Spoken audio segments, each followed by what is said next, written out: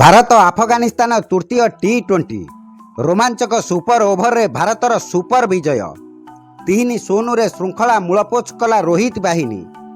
ଏହି ମ୍ୟାଚ୍ରେ ପ୍ରଥମରୁ ଭାରତ ବ୍ୟାଟିଂ ଦୁର୍ବଳ ହୋଇଥିଲେ ମଧ୍ୟ ରୋହିତ ଓ ରିଙ୍କୁଙ୍କ ଧୁଆଁଧାର ବ୍ୟାଟିଂ କରି ଆଫଗାନିସ୍ତାନ ଆଗରେ ବିଜୟ ପାଇଁ 213 ରନ୍ର ଲକ୍ଷ୍ୟ ରଖିଥିଲା ଭାରତ।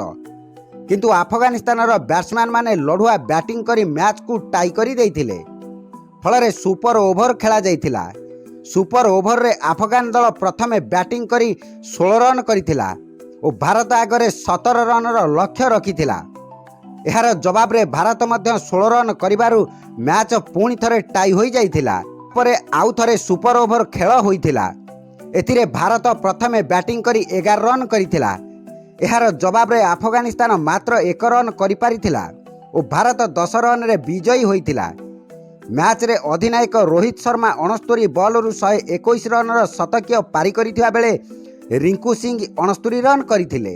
ରବି ବିଷ୍ଣୋଇ 3 ବଲ୍ରେ 2 ୱିକେଟ୍ ନେଇ ଭାରତକୁ ଜିତାଇବାରୁ ସୁପର ଓଭରର ହିରୋ ପାଲଟି ଯାଇଥିଲେ। Bureau report, media voice.